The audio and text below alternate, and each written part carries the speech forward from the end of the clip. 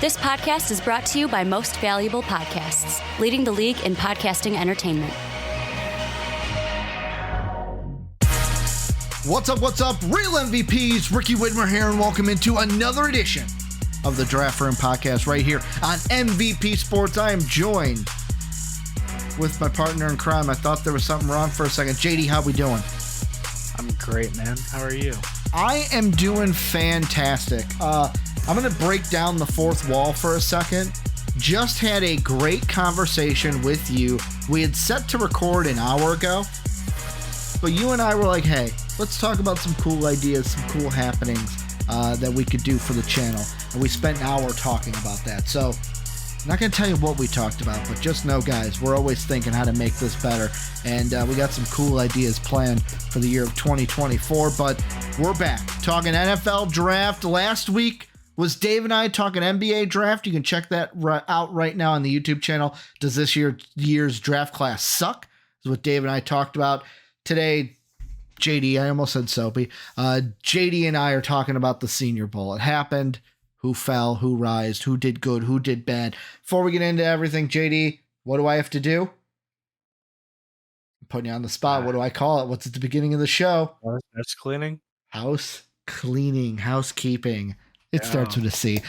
Join the Discord. That link is down below in the description. I put out a thread for a Player of Val's video that I want you guys to help me with. So if you want to answer that poll, look at the Discord down below. It is free to join. If you want to support us, patreon.com is the place to do that. Link down below as well. You can get the podcast a couple days early before everyone else. Also hit that subscribe button, that like button if you love and like what we're doing here today. Tell us about everything in that comment section. And also check out our sponsor for today's video, BETUS. Sign up link. My sign up link is down below in the description, but you'll hear more about BETUS later in the show. JD, we're talking Senior Bowl today.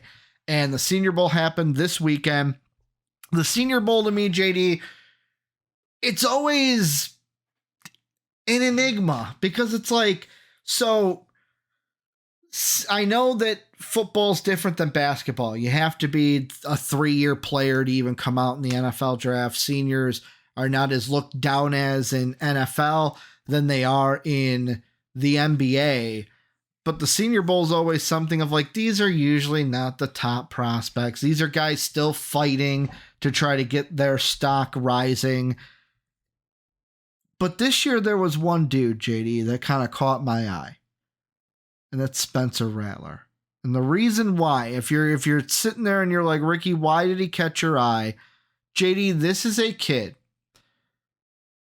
When people throw out the word, like I'm looking at PFF right now, they literally have in their article, Spencer Rattler is an enigma. The reason why, and that's a perfect word for him, started off his career highly touted recruit from the 2019 class, along with Jaden Daniels and Sam Howell and Bo Nix, 2 of them in this draft class, 1 already in the NFL, had a rocky tenure at Oklahoma, goes over to South Carolina, I believe played with Beamer Ball with the sunglasses and the hype football. And he had 2 seasons over there, I believe. And now he's been balling out at the Senior Bowl. Here's what I want to ask you to start off with. What should we think of Spencer Rattler's Senior Bowl? This is something, kid, highly touted recruit, thought he was going to be a future number 1 pick. Rocky tenure, Oklahoma, goes to South Carolina. What do we think of the Senior Bowl? Does it mean anything, or is it just flash in the pan? I actually think it does mean something because this year, or this past season, I guess, I think we can kind of start to say that Spencer Rattler has finally put it together. He might not be the prospect that he was thought to be when he was coming out of high school, but he was garbage at Oklahoma. And last year he was a little better, but still not. Like, you saw moments last year. This year, I would say, had a pretty consistently good season. And the Senior Bowl was just another indicator that, okay, first of all, he's a draftable player, which that was up for debate for a long time. And honestly, Yeah, but honestly, like I could see him as probably as a now an early day 2 pick. Mm-hmm. Maybe like just because honestly, like we've kind of talked about, this is going on another rant, but Mm-hmm. I mean, I don't think this quarterback class is that good like we thought it was gonna be. So for Spencer Rattler to ball out at the Senior Bowl against the best seniors this past year, Mm-hmm. I think it's a good sign for him, and I wouldn't be surprised if NFL scouts and GMs they see that and they take a chance on him in the second round. So I'm doing a little bit of research here because I wanted to get all this right. The thing that I think this shows, maybe, just maybe, there's something to the Spencer kid. Because I remember when he was a high school recruit coming in, I was all over the Spencer Rattler bandwagon. I'm like, this kid's going to be great. He's going to be a future number 1 pick. Then he doesn't do well at Oklahoma. I'm like, don't worry, guys. Change of scenery in South Carolina. He's going to. Oh, I really haven't heard from you since you went to South Carolina. Had a couple good games here and there. But, like, I wonder if it's just. Oh, how do I want to put this? I wonder if it's just he's a product of poor circumstances. Obviously didn't play well to overcome these circumstances, but like, so he's recruited 2019. He comes in at Oklahoma. He only plays 3 games that first year in 2019. Reason why? Oh, I'm sorry. Jalen Hurts is your starting quarterback. There was no way as a freshman he was going to beat out Jalen Hurts for that starting job. So that's number 1. Then the next year, he goes and he plays Oklahoma. He's finally got the reins in 2020. It's his first full year. He throws for, it's a 9-2 record, played 11 games, had 3,000 yards, 67.5 completion percentage, 28 touchdowns, 7 INTs. It's a really good year. It's a really solid year. If he would have done that maybe every year he's been in the league, we're looking at him towards the top of this draft class. But then 2021 happened where he played in, so he started 6 games, played in 9, went 6-0 in all of those games. But it was the year that was split up where he started 6, Caleb Williams started 6 for Oklahoma. And the one thing I got to look back at, let's see, did he get injured in that year? Or was he, that's 2020. So in 2021, he was a favorite to win the Heisman Award. Yeah. So during the game against Texas, he was benched in the second quarter for Caleb Williams and then did not play the rest of the year. He was just, so it wasn't an injury. He was just benched. And it was weird because they were 6-0 in games that he started. Then he transfers to South Carolina. He has years where he threw for 3,000 yards, 18 touchdowns, 12 interceptions, 66% completion. And then this last year, 3,000 yards, 19 touchdowns, 8 interceptions, 68%, almost 69% completion, but 8-5 as a starter, 5-7 as a starter. So, like, I look at this and it's like, I wonder what team who's not going to take a first round quarterback, JD, takes a run on him in the second or the third. That's what I'm looking at. Who takes a run on him? Is there a possibility that maybe the Commanders or the Patriots, the teams that are at 2 and 3, do they go, hey, like Patriots at 3? Gerard Mayo has said, we're going to take the best player for the biggest position of need. That's an exact quote. Do they go, hey, I don't have to take Jaden Daniels, who might be the best QB there. I'm going to go Marvin Harrison Jr. We'll take that quarterback later. I'm going to take Spencer Rattler later. Could that be a possibility? Patriot fans might not like to hear this, but I think that could work because I was thinking about teams who have a quarterback that could be on the way out. Because I think Rattler might need some time to develop because even though he's a senior, I don't think he's a finished product yet, and I feel like throwing him into the fire could be just not helpful for him. I also don't think he gets drafted by the Patriots because of the other comments that Gerard Mayo said, but I'll leave those out there. You know what comments I'm talking about, right? Yeah, I think so. Yeah. I'll just say the comments I'm talking about without getting into it is the whole icy race thing from Gerard Mayo. That's why Spencer Rattler won't be going to the Patriots. So, yeah, I mean, I any team that has a bridge quarterback or a quarterback like on his last year, or a young guy who hasn't worked out, I think it's worth taking a flyer on him because yes, it's a second round pick, and ideally you still want a impact starter, that can come in right away. But I think I genuinely think he's a boomer bust type. I think he can either come into the league and catch everybody off guard, or he can be who he was in basically the middle parts of his career before, at South Carolina and his first year at Oklahoma. Two teams I look at, JD. Two. Do you want the NFC team or the AFC team? I'll let you pick. NFC. The NFC team, the Commanders. And the reason why I say that is there is so much speculation right now about what the Commanders are going to do at 2.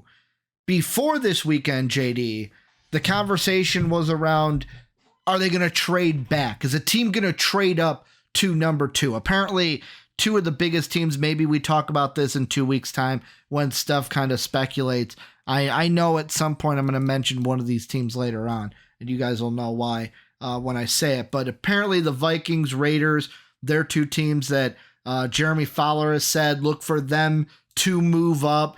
Another team is the Broncos that have been linked to maybe moving up for a quarterback.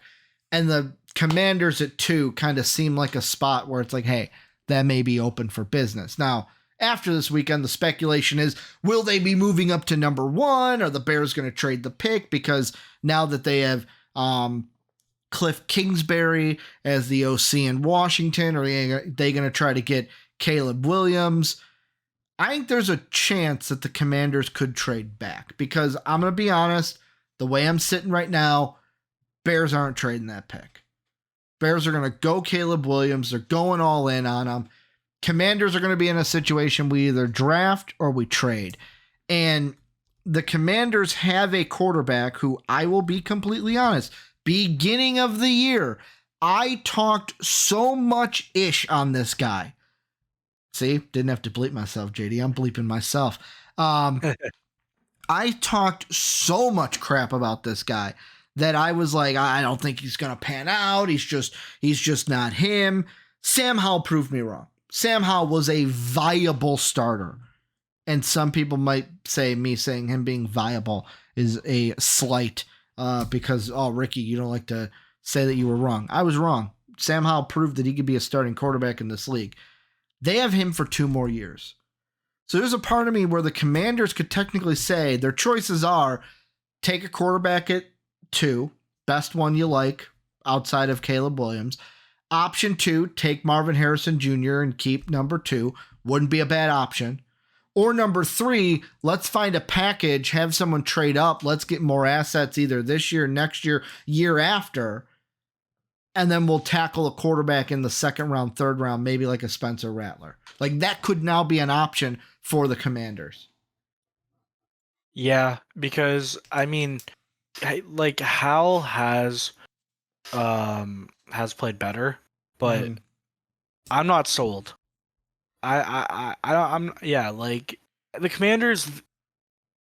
I'm at the point with them where I was really high on them for a while, like for like the last, I want to say the last, like not so much this past, or I guess this current season, but before that, I'm like, okay, like they have a good defense, and then I'm like, okay, their offense is just a few pieces away, and then they never fixed those few pieces, and it was specifically the quarterback.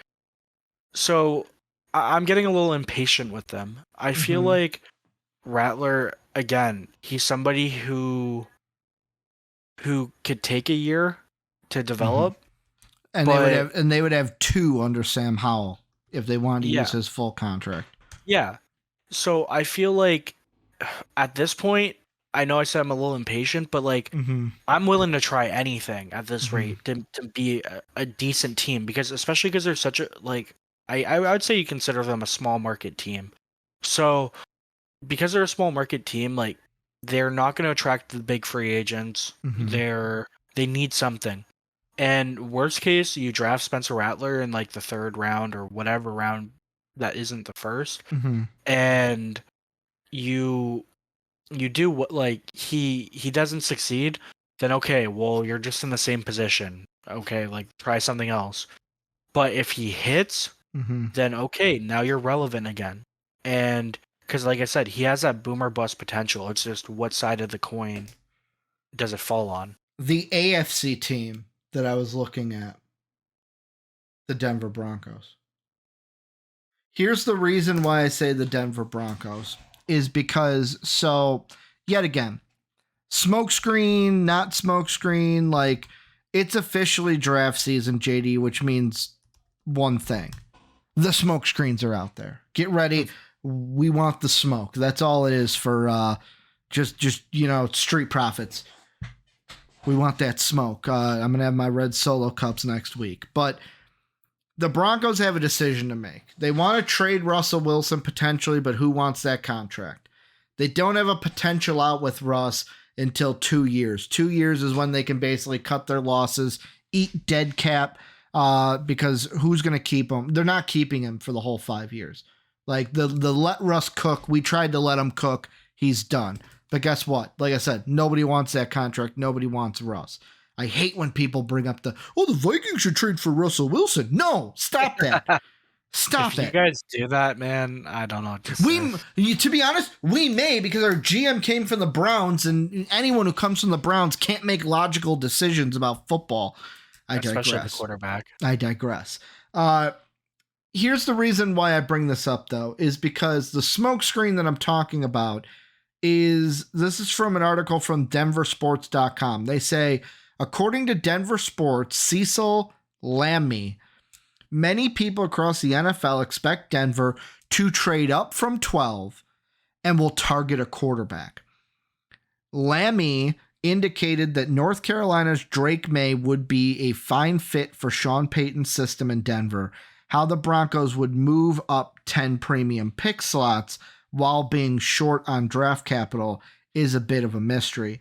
The exact quote from his Twitter: "There is a belief by many in the scouting community that Sean Payton has something cooking for the early position of the NFL draft. People, I do not see Denver waiting for a falling quarterback. These evaluators believe the Broncos will make a big move for a quarterback."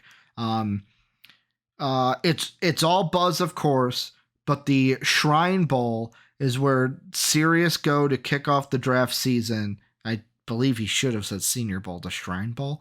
The East-West Shrine Bowl.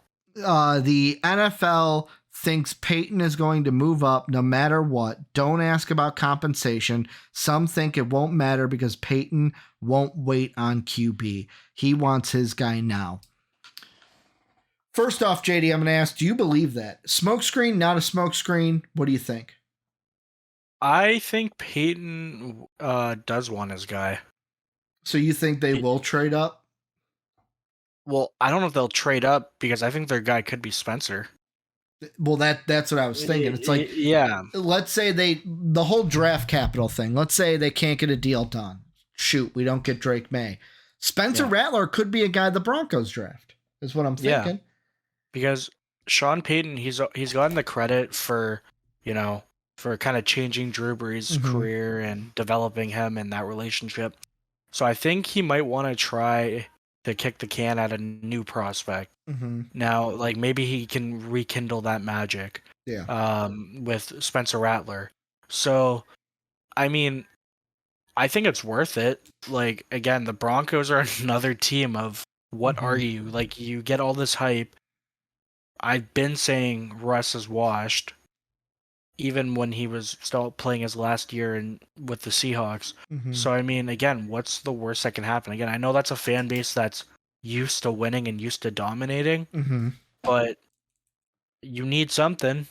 You're not going to be going after like another big fish, I don't think, at quarterback. So, I mean, sure, you'd probably like to, trade up and get Drake May. But if that's not a possibility that can happen, then yeah, take a risk on a guy with some high ceiling. Is there a team outside of any that we talked about? Last thing I'll ask about Spencer Rattler that you think he'd be good with, and how many years do you think? Like, are we all looking at him going looking at what we saw with Jordan Love this year and been like, oh, he could be Jordan Love? Are we just wanting to do that because of what we've seen? Is it a possibility that 2 or 3 years he develops into something? I kind of like the Bucks as the Buccaneers as a landing spot, because I'm pretty sure Baker's up for a new contract, but I think that's something where you can do another short term, maybe a 2-year deal. Now, I don't know if some other team would outbid them or give them more years, but like, let's say you can't or they won't, then yeah, they can sign Baker for 2 years, and like I've been saying, same situation, and where they can develop Rattler, and then when he's ready or after Baker's contract, he can take over the reins and lead that team. I think isn't your boy Trask with the Bucks still? Yeah, but same thing with your Kyle boy Pitts. Kyle. Your boy Kyle, JD. Same thing with Kyle Pitts. I mean, these teams just refuse to. They see this talent and they're like, no, what talent? We haven't heard of it. Let's play the worst guy. I'm still a Kyle Trask stan, and I think the slander against him is ridiculous. Yeah, but I don't think he pans out into anything. Who's a guy from the Senior Bowl? I'll let you pick. You either like or don't like from how they played this weekend. Now, you didn't tell me that you were going to ask me this, but I'm so glad you did. This is off the cusp. I didn't even know I was going to do it until I'm so glad you did, because I was going to talk with this guy one way or another. Ooh, so can I get not a quarterback? No, not a quarterback. I was hoping you wouldn't pick a quarterback. No. So this guy actually didn't play in the game. Okay. So faller. No, he's not a faller. He was arguably the best wide receiver from everything I've heard at the the Senior Bowl. It's my boy Ricky Pearsall from Florida. Okay. So the first 2 days of practice, he absolutely dominated all the one-on-one drills, and he declined to play in the game because I guess his agent told him, hey man, you killed it. You don't need to play. And he was somebody, again, all season with Florida. We had high hopes for him, and he did well, but Graham Mertz, our quarterback, didn't really utilize him as a deep ball threat. He's somebody who will play more in the slot, but with the Senior Bowl, like a lot of people kind of thought going in, he was probably like a 3rd round pick, maybe a late 2nd. And I've seen people talking about him like he has potential to go in the top. So the rich just keep getting richer. We don't have enough. We don't have enough 1st round graded wide receivers in this class. We need to possibly add another one. No, because here's the thing. He wasn't like I personally haven't seen people talking about him before the Senior Bowl. Yeah, like only like people in the Florida Gators media and like I guess like absolute draft diehards, because Florida hasn't been good. Yeah. So, this is the time where people who are on bad teams can show who they are, because it's like, hey, I don't have to deal with this team no success no more. Exactly. So that's the thing. So now people are getting their eyes on this kid, and he dominated, and now the fact that he's thought of as an early 2nd rounder, maybe late 1st, I think that's pretty good. Because honestly, like a lot of the other receivers in the Senior Bowl kind of were underwhelming. I mean, like from everything I've read and seen, also Lad McConkey is how you say it, out of Georgia. He had a really good week. I'll say undersized at 5'11". Yeah, like I'm just gonna say this. You don't So like him, Dane Brugler of the Athletic had the Mhm. Bengals taking him in the second round and you don't of like him. of it. It's not that I don't like him, but I just don't know what his ceiling is. I feel like he's a slot guy, and I mean, yeah, he did good at Georgia, but I feel like everybody does good at Georgia. I just don't see him translating well to the NFL. I mean, Julian Edelman and Wes Welker had spots in the NFL. Yeah, no, I'm not Is talking he about being taller than undersized. Julian? Is Julian Edelman shorter than 5'11"? Yeah, I'm pretty sure he is, but I'm not talking about his size. I just don't think Oh, okay. like The I fact just that he catches everything like doesn't tickle your but I fancy. don't think he's an amazing athlete though Okay. either. Like he just I think his route running is good, Mhm. not great. And I mean, yeah, sure, he has great hands, but which I guess that's a plus, but I just don't know if everything's going to translate to the NFL. I look at this wide receiver class, JD, and it's just like the one position that possibly we didn't need to get richer just got like Marvin Harrison, Neighbors, Adunes, Coleman, Franklin, Worthy, and then now we're adding in the Ricky Pearsall, we're adding in the McConkey, Jalen McMillan, another one that people like out of Washington, Polk out of Washington. It's like, I know I've said it before, this could be the deepest wide receiver class we've ever seen in a draft. Like, Yeah. there may be dudes going in the third round that we're talking about 5 years from now. Like, man, remember when they were a third round pick and like they're just a quality starter? Well, that's actually that's kind of what I wanted to bring up because with all these good wide receivers, we could have like what happened. Mm-hmm. What year did you guys draft JJ? Was it Ooh, 20? that was the Rager draft. That was 2020? Yes. Or no, yeah, 2020. It was the Joe Burrow draft. Yeah, yeah. Yeah, no. I'm pulling it up. I'm getting to his Wikipedia page. Yeah, I'm pretty sure 2020. Wasn't that the Rager draft? I feel like Rager was like 2019 or something. As a CD. Yeah, it was. Jalen Rager went the pick because I liked Jalen Rager. Eagles took him right before us, and then we took JJ. Yeah, but in that CD Lamb draft. Yeah. So in that draft, there like at the time there was a lot of the wide receiver prospects, like there were too many of them. So teams started like they're like, okay, well we'll just get our guy later. Like we'll still get a guy later. So then the wide receivers started to fall. Yeah. And then you have all these amazing wide receivers like JJ going at pick 18. Hi, everybody. Just want to take a quick moment out of today's podcast to tell you about our sponsor for today, BETUS, a sports book that has it all, whether it's basketball, hockey, football, soccer, whatever you like to bet on, BETUS has you covered. And they are offering our viewers and listeners today a 125% sign-up bonus just for using our link down below in the description. So go ahead, use that link down below and get your 125% sign-up bonus, BETUS. And now, let's get back to the podcast. Yeah, so like that year's wide receivers, I'll ask you, memory, who was the first wide receiver taken? 2020? Mm-hmm. Was it was in the top 10? No. Right? No? Nope, outside the top 10. Was it AJ Brown? Nope. He's not in the league anymore. Oh, who? I'm not gonna. I believe you'll have to fact check me. I believe he's going to be spending some time behind bars because he drives really fast. Yeah, Henry Ruggs. It's Henry Ruggs at 12. Dude, I forgot that guy even existed. He's in prison because of his accident stuff, right? Well, yeah, he killed a girl. Yeah, I know. I can't remember if he actually got charged or like actually. Yeah, sentenced. I'm pretty sure he's behind bars. Yeah. So that was the first wide receiver taken. I forgot about him. The second one, do you know who the second one is? Wasn't that CD? No, CD went after this guy. CD went 2 picks behind this guy. He's in Denver. Oh, Jerry Jeudy? Jerry Jeudy. Then CD to the Cowboys.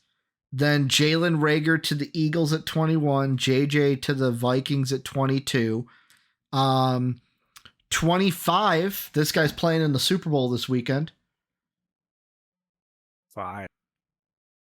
Who's a wide receiver for the 49ers?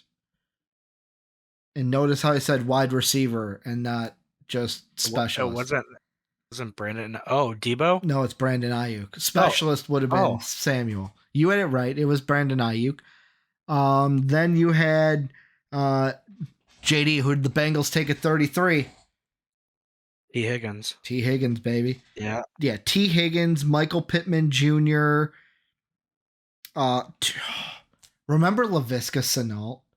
I was so high on him, dude. I was so high on him out of Colorado. I swear he had a really good rookie season. Mm-hmm.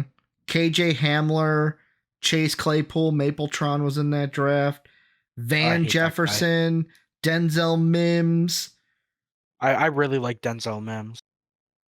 Brian Edwards. Yeah, there's a fall off after. Oh, I say fall off. Devin Duvernay, the return specialist out of Baltimore. I don't know why I put like a French little twang on the Duvernay. Yeah, and then there's no. So like, Gabe Davis went in the 4th round. So you're saying that this class could be like that class? Yeah, where like you might. Yeah, like obviously Marvin Harrison's gonna go in the top 5. I don't think that's changing. But top 3, baby. There's no way he falls past the Cardinals. I was just being conservative there. I'll ask you this: if you were the Commanders, would you take him or trade the pick? I would take. You need people to get butts in seats. Could you imagine him? You got him. You got Curtis Samuel. You got Terry McLaurin on the other side. Like, dude, you'd be building weapons for Sam Howell. B-Rob in the backfield. No, it would be really nice. One guy that people are talking crap about, JD. I got to bring this up. I got to get something off my chest, if you will. And I'm going to bring in a tweet here that was shared in the MVP Discord. Join the link down below from our boy Kai. This is per Pro Football Talk. He said, JD, Michael Penix Jr. was due to start for the national team in the Senior Bowl. He has decided not to play. Bo Nix will play only a couple of series. Sam Hartman will handle the bulk of the snaps. That was basically the article for Pro Football Talk. And Kai's comments after that in the Discord. Draft stock keeps getting lower and lower, to be honest. Shaky practices, horrible natty, now sitting out the Senior Bowl. JD, when will people learn? One game does not define you. One Senior Bowl and a couple practices don't define you. Obviously, I look at this and I go, whatever. Not a huge negative to me. I'd still draft him high because I love Michael Penix. You, as a non-bias, you don't hate Penix, you don't love him like I do. Is the national championship game, is now the Senior Bowl of him not practicing, not playing, is it truly a negative that scouts should look at? That's kind of a loaded question because very loaded. Yeah, because pass that over to you. Yeah, because so here's the thing, like you said, I don't hate him, I don't love him, and I see why you like him because there's moments that he is incredible, but I also see because we were talking about before hitting record. I personally value the Senior Bowl. You said it's like, okay, it's just like an extra chance to get some tape shown. Well, I mean, it's not that I don't value it. I like the Senior Bowl, but it's not like a huge needle mover. Like it's not going to be like, whoa, this guy's the number 1 overall pick now. Like, it's a small needle mover of like, oh, this guy's an early day 2 guy. Oh, could this guy sneak into the first round? It's usually guys that don't already know their draft stock is what I'm trying to say. Yeah. And okay, so it's for guys that don't already know their draft stock. I know you have Penix high, but he started off as somebody who was solidified top 10 pick.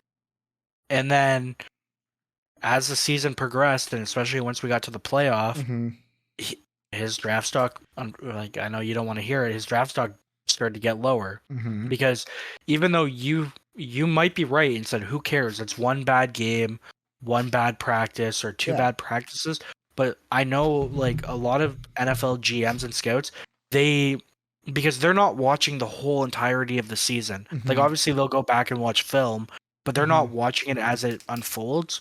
So basically like when you like it's kind of like that last taste, like if you have that bad last taste in your mouth, that's what you're going to remember. So now people might be kind of blowing it out of the water because of it was the last thing that happened. But I think if I'm Michael Penix, I want to prove, okay, I know who I am. I am good. I am the best quarterback in the draft, like because that's the mindset he probably has. Let me just go out and prove these haters wrong again, and then play in the Senior Bowl. Like, okay, I had a couple crap practices. Let me do better in the game. What if he skipped the Senior Bowl because he wanted to prepare fully for the combine? Then what's more important to you? And I'm not asking this as like a furious question. Like there's sometimes where, like, for example, Dave and I, discussion gets heated. You ask a question trying to like jab your co-host. No, I'm not doing it like that. No, I'm just asking a question. What's more important to you? Senior Bowl, combine? If prospect had to pick one or the other. Personally, I think the Senior Bowl is more important for one reason.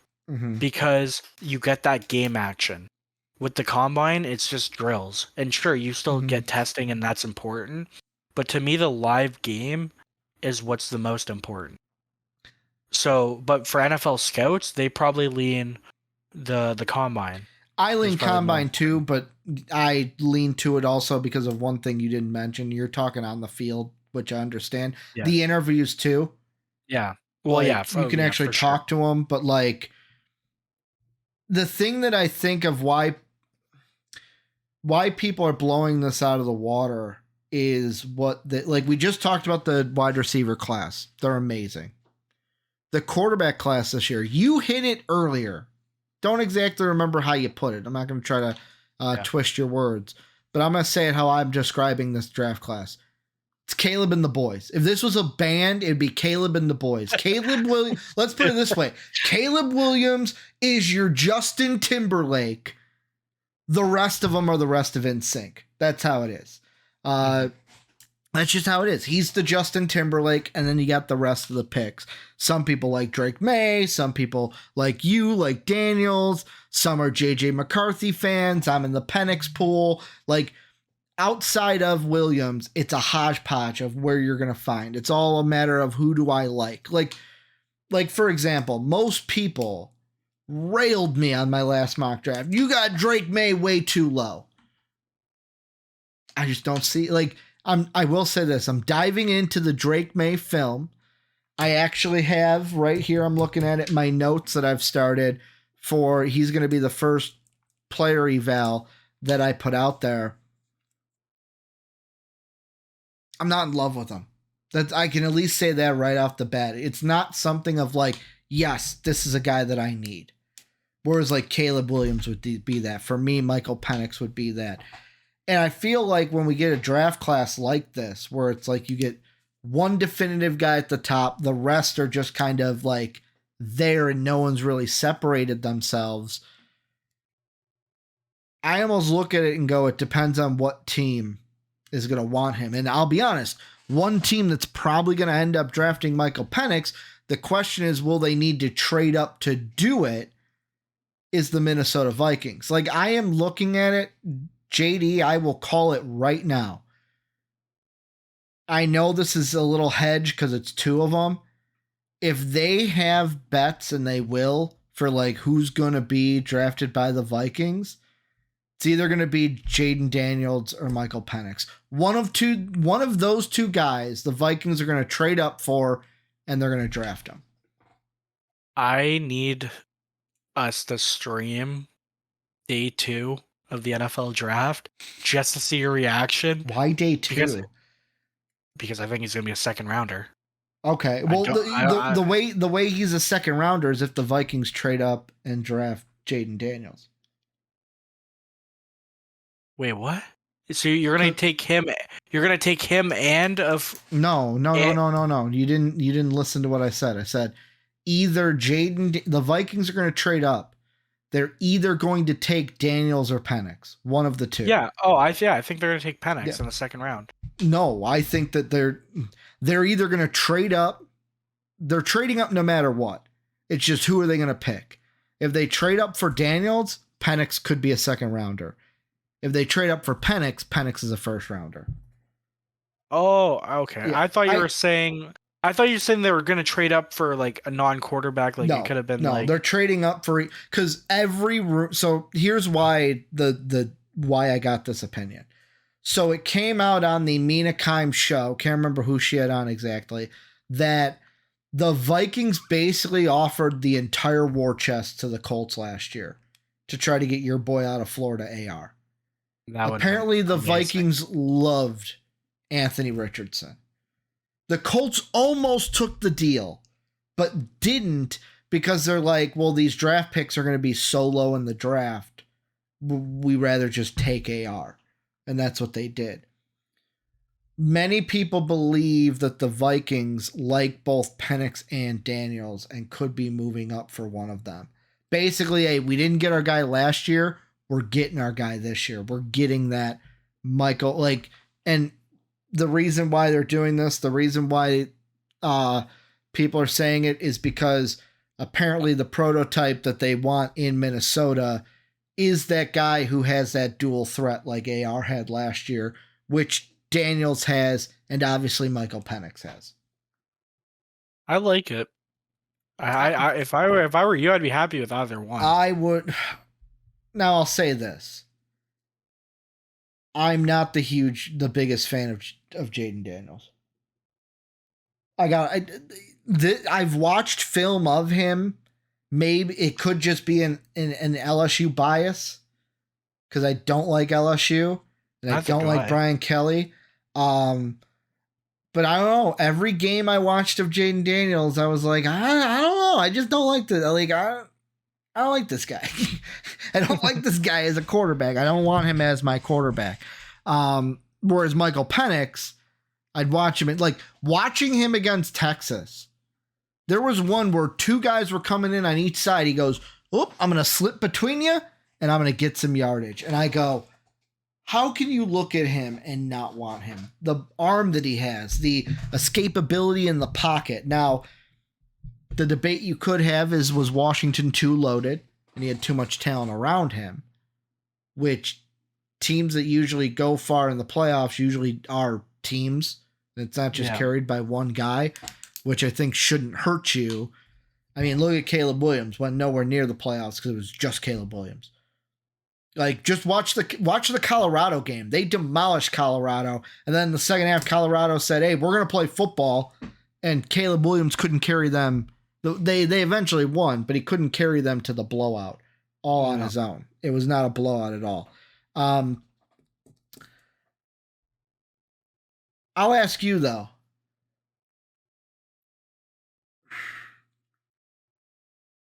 Michael Penix, if the Bengals needed a quarterback, would you want him or not want him? Let's just say Joe Burrow, fantasy world, he's injured. Your team was rumored to draft Penix. Would you be happy or not happy? Not in the first round. Okay. If it was a second round pick, sure. Would you be mad if your team traded up to get him at 32 to get that option?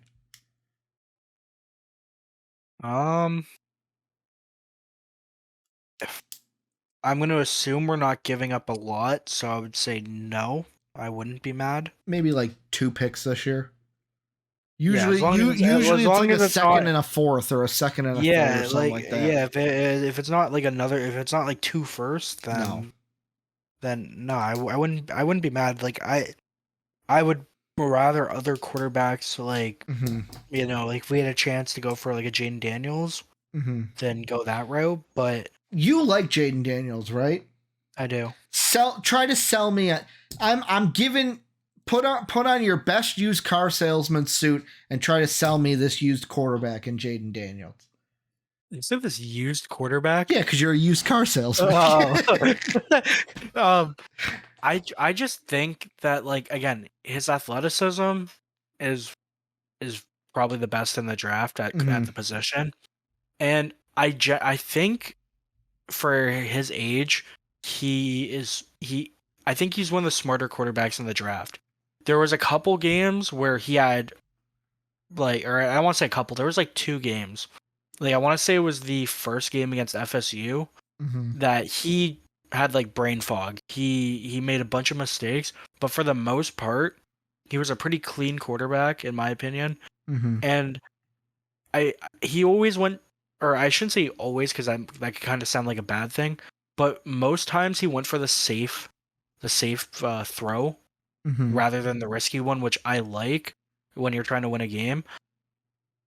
But he was also able to make the risky throw. Like, he's a deep ball threat.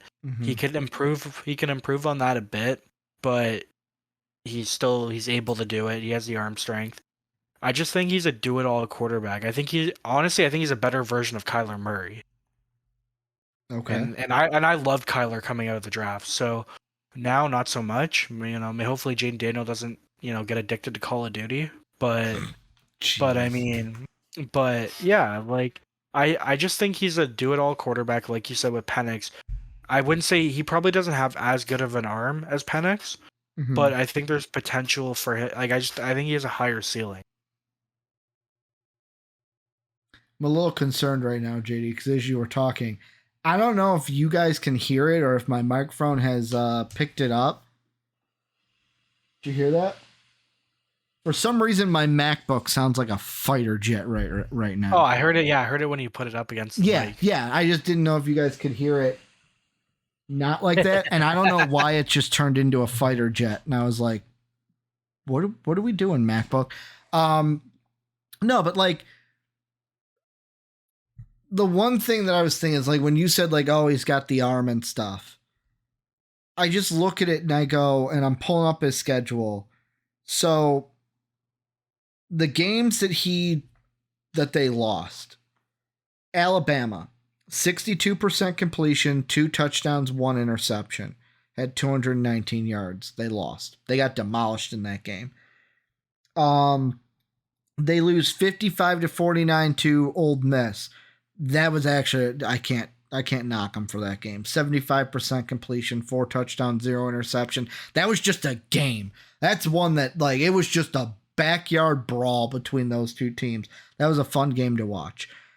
Then you had Florida State, where he had 59% completion, 1 touchdown, 1 interception. If I'm choosing between Daniels and Penix, I feel like they do the same things. Am I wrong with that? Like, there are 2 quarterbacks that do the same things. And to me, I like Penix better, but I will say neither of them are separated from each other. It's not like Daniels does this way better than Penix, or, whoa, Penix does this way better than Daniels. They're like here. They're like right here, like bloop, bloop, bloop, bloop. Like, how close do you want to be? Do you know why, though, I feel like people are giving Daniels the leeway? Why? Because there's bias? No, well, I think I'm pretty sure you're on the side that you played for the SEC. No, I'm pretty sure you're on the side of it doesn't matter. But Daniels is younger. No, he's not. He's not? I literally I'm gonna pull up Tankathon again. I literally look. Bo Nix, Daniels, and Penix are all in the. So Jaden Daniels is 23.14 years old. Yeah. Bo Nix is 23.95. Penix is 23, basically 23 and 3/4. Oh. So he's basically half a year younger than Penix. Okay, so then that's my mistake, because I feel like the 2 young guys are Caleb and Drake. Drake is the youngest. He's 21. Yeah. Like, he is and even looking at his film, Drake May's a baby face. He is straight up baby. Like, I was looking at him through the face mask, and I'm like, that's a high school kid. He's a high school kid playing college ball. Okay, so that's my mistake. I thought and I only come Daniels at you like that because I just looked it up. Yeah. But like, there's a part of me that goes, and okay, I know the SEC is tougher than the Pac-2. Well, now they're the Pac-2 because everyone's gone officially. Like the opponents I listed off, everything besides Florida State, you got Alabama, Ole Miss. Those opponents might be tougher than like Oregon State, Utah, USC. Oregon might have been their toughest opponent before the playoffs. Mm-hmm. Like the playoffs was their toughest opponents. And like, I look at, let's just look at the 3 games that I said: Oregon, Texas, Michigan. In Oregon, 302 yards, 4 touchdowns, 1 interception, 59.5% completion percentage. Also had, okay, he didn't have that many rushing yards. He only had one carry that game, was only sacked once. Texas had a 76% completion percentage, 2 touchdowns, no interceptions. Also ran for 31 yards in that one, wasn't sacked once. Michigan, 52.9% completion, 1 touchdown, 2 interceptions, sacked once, 3 carries for -5 yards. So like, I wonder with Penix, just like with me, you could say, well, Ricky, you're harping too much on those 3 losses. I'm going to say the same for Penix. Are we harping too much that in a national championship game, Michigan came to play? I mean, I think both can be true. Is it Michigan's defense was so good this year that it's not that Michael Penix isn't good, it's that Michigan's defense was stellar? I mean, yeah, I think that's true, but I also think like, if you're an elite quarterback, you at least do a little bit better. You don't just fold because the other defense is unreal. You know, like, I think he could have done at least a little bit better. Like, those are some pretty bad numbers. And if you watch the game, like I know you did, he made so many mental errors when he like he was shook, like, from all the pressure. His offensive line was horrible, but I mean, he was seeing ghosts. Yeah, I just like, I don't know. I've never been one to take the route of, and this goes for anything. It's not just a Michael Penix thing. Like, I've never been one to say, oh, you play bad in the national championship game, so therefore you're nothing. Like Quentin Johnson last year. TCU didn't play well last year in the Natty. Was I saying Quentin Johnson was the worst wide receiver ever? No. They like, sometimes you run into a team that's better than you. And also that national championship game, it's not a normal game. There's no normal routine to that week, to that game. You've got so much more time to prep for an opponent. Like, it's like playing in a Super Bowl. And I know some people say, well, Ricky, if you can't do that, then you don't want them, because if you make a Super Bowl, you're getting ahead of yourself. You got to look at I feel like sometimes we focus so much on one little snapshot to where it's like, the way I would describe this is like, if you're writing a story, if you're looking at someone's entire life, we're looking at his entire season. This Natty is not the entire story. It's a snapshot within a bigger story. Now, the thing that comes into play is if it's only one, like you go, and that's the only snapshot you have like that, then okay, overlook it. But if it's like, oh, you have 4 different instances of this, then that's a bit different. Yeah, no, I think you nailed it, because like, it was kind of like what I was saying at the beginning. Everybody, like, if you leave that last bad taste in somebody's mouth, that's what they're going to remember, and that's what they're going to fixate on. It's not like, but you're right. If you would have just taken a couple snapshots from the beginning, then that would give somebody like more of a, I guess, something to think about, not just that one image in their head over and over and over again. The good thing is, so for the season, it's bad because it was the last thing we saw of the season. The good thing though is it's not going to be the last thing we see before the draft. No. Because people are fixated now on the Senior Bowl because it's like, oh, that's the last thing. First it was the national championship, now it's the Senior Bowl. Well, then the combine's going to happen, that becomes the last. Pro days are going to happen, then that becomes the last. To where it's like, JD, I agree with you entirely because I think back you saying that I had a band director that would always tell us, whenever we play, obviously you want everything to be good, but we got to make sure the beginning is rock solid and the end is rock solid. Because if someone listens to something, they're going to remember the beginning and they're going to remember the end. That's the two-way. That's just how our mind works with memory. You remember the beginning and end way easier than the middle. Any final thoughts on anybody from the Senior Bowl that we did not mention before we wrap this thing up? I just want to give a shout out to, I brought him up to you. Yeah, I brought him up to you. He's one of your boys from the Fighting Illini. Can I guess? Is it Jerjon Newton? No.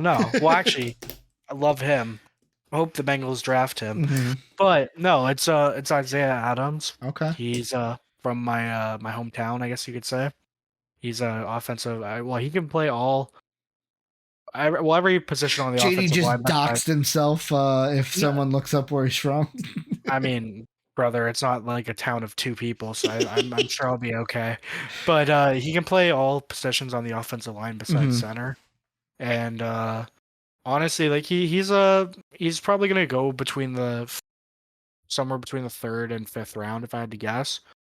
And I mean, I think he could be I honestly think he could be a serviceable offensive lineman in the league. I mean, I think he probably suits better at right tackle than left or even guard.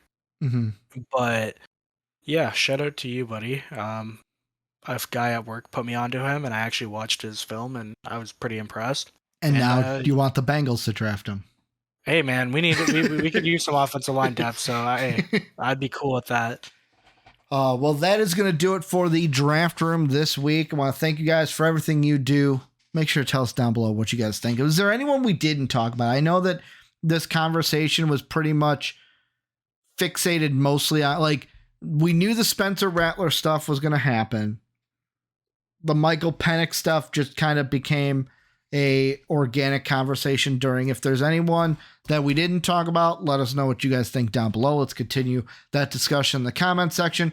Join the Discord down below if you want to get in on all the conversation happening with everyone associated with MVP, us fans, everyone. It's our place to talk about the sports and entertainment that we love each and every day. Make sure to support us, patreon.com/MVP vids. That link is down below in the description. Check out our BETUS link, get that 125% sign up bonus, and also hit that like button and then subscribe button. JD, another 2 weeks until till I see you again, my brother. Is next week it'll be Dave and I, NFL or NBA. This is now the thing. It switches off one or the other. Thank you guys for everything you do. Oh, and listening. I didn't mention earlier, we're on Apple Podcasts and Spotify, so you guys can catch us there as well. Thank you guys for watching and listening. For JD, for Ricky, as always, have a good day, everybody. Toodaloo. Toodaloo. As always, we'd like to thank the people that make these videos possible, our patrons whose names are displayed on the screen now. If you would like to become a patron, go ahead and click the Patreon icon in the bottom right. And if you'd like to check out another video from MVP Sports, hit the video in the upper left. As always, thanks for watching.